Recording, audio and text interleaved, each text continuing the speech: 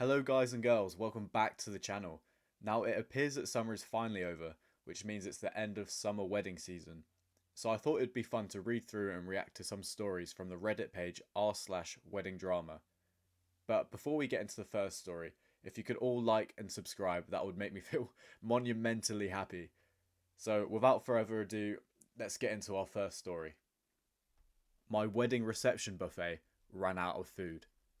I recently had my wedding, July 2025, and can't help but feel terrible and have been crying for 3 weeks non-stop about something that happened at my wedding. I had a buffet at my wedding in a restaurant that had a wedding event space. Dinner started and all my guests except 3 out of the 14 tables got food. By the time the last 3 tables went up, all the food was gone.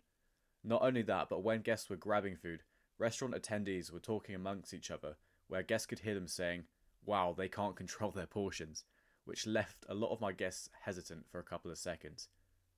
I was furious, and eventually the restaurant refilled the food, but only with 30 minutes later, all the food ran out again, which I feel terrible about. After the wedding, I heard about some people complaining to other family members about having to wait 30 minutes and how it completely ruined the wedding experience for them.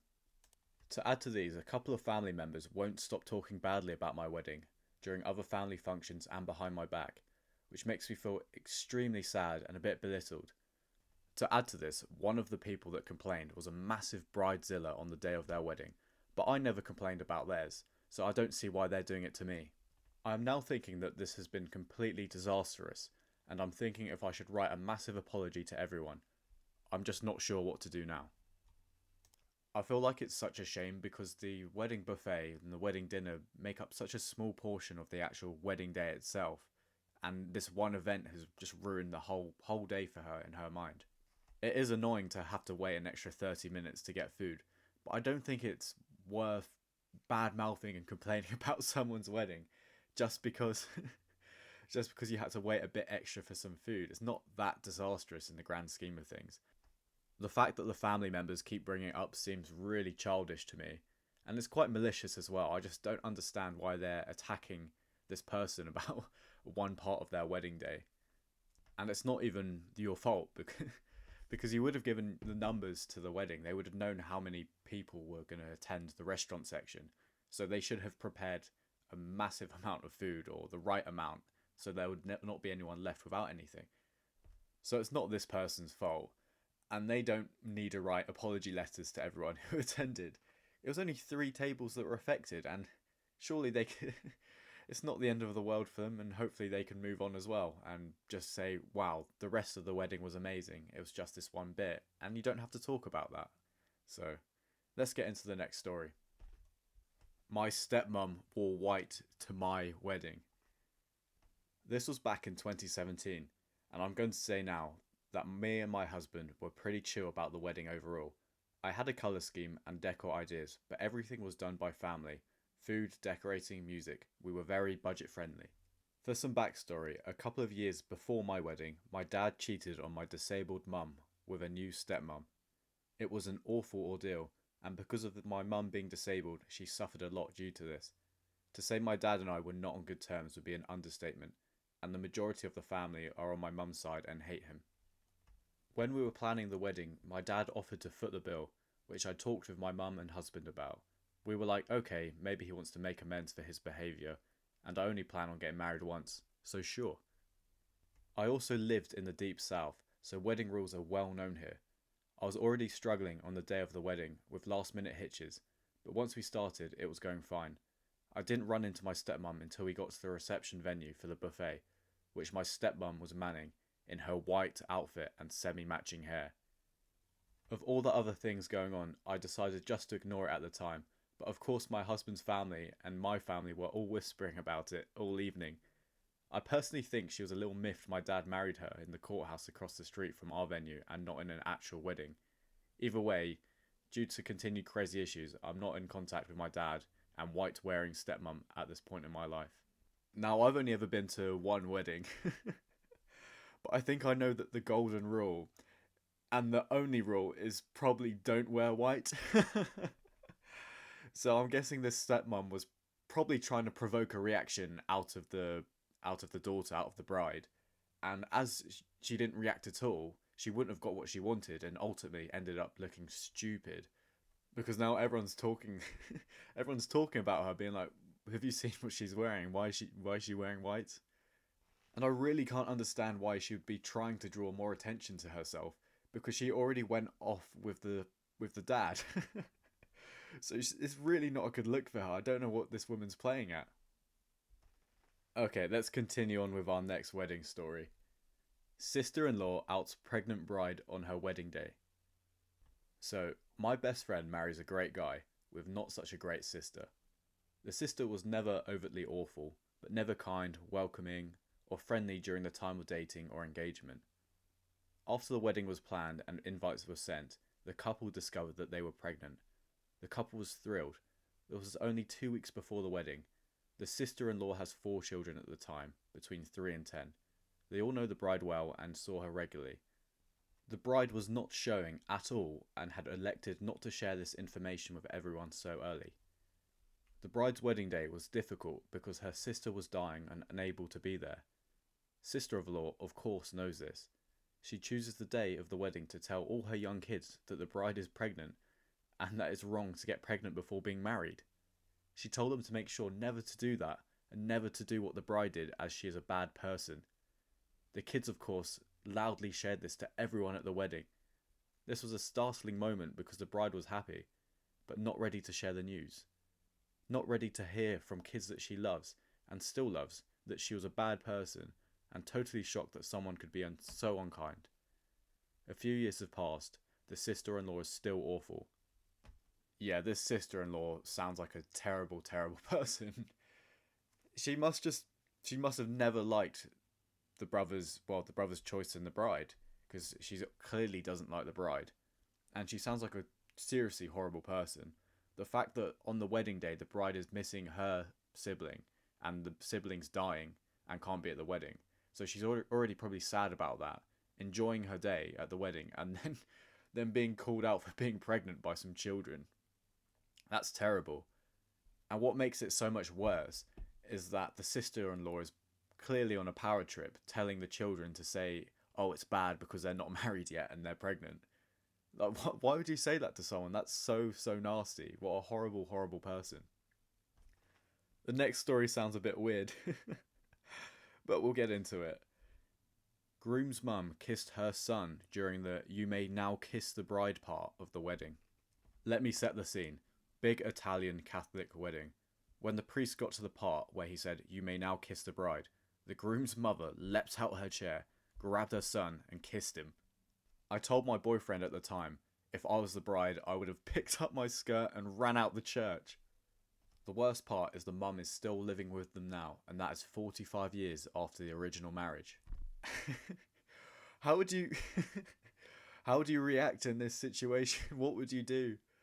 If I was a spectator in this church, I would absolutely lose it. I'd start cracking up immediately. That is bizarre. That is just so weird. And the poor bride would have just been stood at the altar like, what on earth is going on? And everyone in the church, everyone would be like, I don't know if everyone would be laughing or everyone would be sat in silence, just purely shocked at what they've just witnessed. It's quite a funny thing to think about, but I don't think that's probably ever happened, or that's a 1 in a million event, surely. I've got another embarrassing mum story to get onto. My alcoholic mum was a drunken mess at my wedding. I'm the groom. I met an American girl and moved to America. We initially got married in Vegas together so I could move there, then had a wedding with family and guests planned for 2 years later. I put no pressure on my English family and friends to make the trip, but the majority of them did, which will always mean the world to me. My mum and dad aren't together anymore, and my mum is an alcoholic. It's stressful organising a wedding, and that's a detail I did not think of.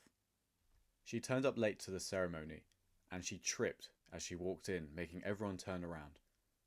I knew at this point that she had been drinking, but she sat down for the rest of the day and did not draw any attention to herself.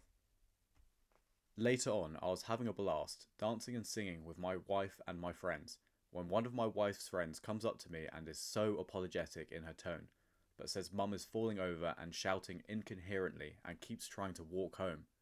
We were miles away from anywhere, in a venue in the woods. And as much as I'm not proud to admit this, I said let her and carried on. After 34 years of constant worry about her, I just quite literally couldn't do it at my wedding. Turns out she passed out on her chair and threw up on herself before someone got her on the bus back home. Thanks, Mum. It must have been the final straw for this person. He's probably been dealing with his alcoholic mother for a long, long time, and he didn't want to deal with her on her wedding, and it's quite good in a way that he just said let her carry on by herself and really focused on enjoying his own day, because at the end of the day, the wedding is one day in your entire life, and it should be a special day, and he shouldn't have to worry about looking after his mum. So as sad as that sounds, he did say other family members were there and other friends were there, so they should have really taken it upon themselves to look after his mum and maybe just divert the attention of the mum away from him so he didn't have to worry or have to deal with it on his own wedding day. Okay, let's move on to the next one. I'm going to a wedding where the groom cheated and the bride knows, but most people don't know. I'm going to a wedding soon where the groom recently cheated. The bride found out and I don't know the whole story of why, but she's going through with the wedding still. All I know is like 5 people know, but these things spread like wildfire. I know the bride is okay with it, but I do know the bridesmaids know, and none of them support it, and some of them don't even want to go to the wedding. All of the taken groomsmen cheated on a weekend out in Nashville, apparently. It just feels like a lot of tea is going into it. Like she knows, but what if word starts spreading? Because it just takes one slip up due to some drinking, and then it's out there. Then the whole family finds out, and that can be crazy. She, the bride, comes from a very, very rich family, and the groom comes from a very poor background, but works for the bride's family business. The wedding is coming up in October. I don't support it at all, and I don't even want to go. But then I guess, if she wants it, it's her future, so it is on her. I don't really understand why the wife's going through with this wedding. If she knows he's cheated, then what is the point? I know it's a lot of effort to cancel, and it's probably embarrassing. But if this comes out and everyone finds out, I'm sure people would understand her side. And it's much better just to end it before the wedding than have either massive drama on the wedding day or everyone find out afterwards. It sounds like a bit of a disaster waiting to happen. It makes me wonder though, might be worth bringing some popcorn because the bride could be making like a PowerPoint presentation and might reveal all during the wedding speeches. You never know. It could be entertaining in the end. Poor song choice on wedding playlist. My fiance and I are currently planning our wedding and we've put together a Spotify playlist for our DJ to mix. He chose to add Teo Cruz's Break Your Heart and he says it's a great dance song. I'm staring at him wondering why or how he didn't think his choice through. He doesn't like clubs or raves and he doesn't really dance but wants this song included massively. The song, which is a banger I'll admit, whose lyrics go, "Told you from the start, I'm only gonna break your heart. 4 hours after we promised to love and cherish each other till death do us part." I guess if you think of it on a purely as a song, it probably is it's a well-known song that people will dance to, but probably not appropriate for a wedding. But if it's not the main first dance song, I guess it's not really the end of the world. People always choose questionable songs at events like weddings. Like, I'm pretty sure I saw a video online where someone was listening to, the song Hallelujah. And that's a breakup song. I'm pretty sure they were walking down the aisle with that song playing. And I was watching the video a bit like, wrong choice of song there. How my sister's wedding turned into a family soap opera in 3 acts. So this happened a while back. I was the maid of honour for my sister's wedding and we have a big family. Think one side has at least 20 main relatives and then others. Everything was fine at first. The bride was very hands-on with her wedding and I helped where I could. When it came to sending invitations after I was done with editing them, there was a RSVP of course. It's a big kind of wedding, exactly 150 people were invited. Mum's side of the family received their invitations and started inviting other people who weren't invited to the wedding. Drama ensued after that, basically caused a lot of "why am I not invited? I'm your family" type thing. And I had to step in to stop all the unnecessary BS. Not yet done, after that, my aunt and grandma decided to post on the group chat that they would not be coming. full on providing excuses like their son has class, or they don't have anything to wear, as there was a theme for the wedding, stating that it was unnecessary to buy clothes that they won't wear again. They suddenly messaged again asking if they could come, if the couple shoulder their expenses on buying their clothes and shoes, acting like they're part of the bridal party. It sounds like some people's families are just so hard to deal with. Like the start of that story, they said they sent out invitations to the wedding, and then the people they sent wedding invitations to just started randomly inviting other people. Like, that's not how it works. That's not how invitations work. And then after that, the grandparents and the aunties saying, no, we're not coming because there's a theme and we don't want to buy clothes to fit the theme. And then suddenly saying, oh yeah, we will come, but you have to pay for our outfits. Like, what? Why are they like that? People are so strange. Poor girl. I hope that their wedding went alright. They didn't have a load of strangers turning up. And I hope that people went in the theme that they wanted to have as well. Oh, let's move on to the next story. Am I the arsehole for choosing my feelings over my mother-in-law at my wedding? Hi everyone, my wedding is this weekend. My parents are divorced and my dad was basically absent from my life until I was 23, so I don't want him to walk me down the aisle. To be honest, I also dislike the tradition in general, the whole idea of a father giving away his daughter to another man. On top of that, my fiancé and I have already been living together for the last 5 years. I suggested doing a first look and then walking into the ceremony together. My fiancé said it wasn't a bad idea. We didn't lock in every single detail at the time, but since we discussed it, I assumed we're on the same page.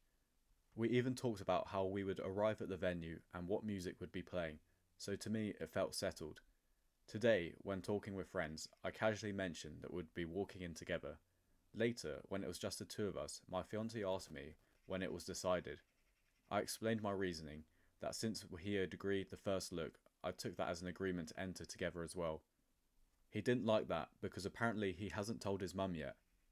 Here's where the problem starts.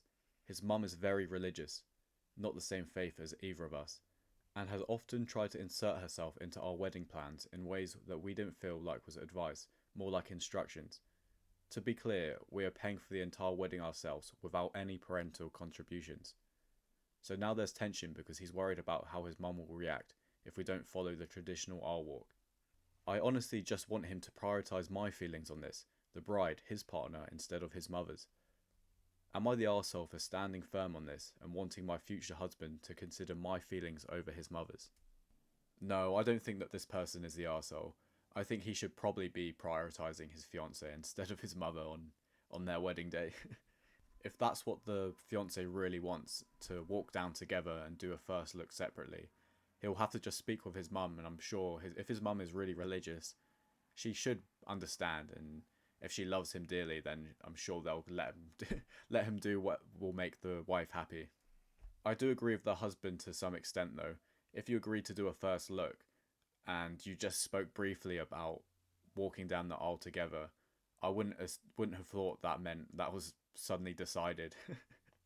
So I think they need to go back together, speak it through, decide together, and then he needs to tell his mum. Our next story is nice and upbeat. Let's get into it. The speech that revealed a secret. I went to a wedding last month that I had one of the most unexpected moments I have ever seen. Everything was so beautiful. The couple looked perfect, the ceremony was smooth, and everyone was relaxed at the reception. Then came the father of the bride's speech. He started with the usual jokes and sweet stories, but halfway through he paused, looked at the groom and said, "I need to thank you for something you don't even know you did." The room went dead silent.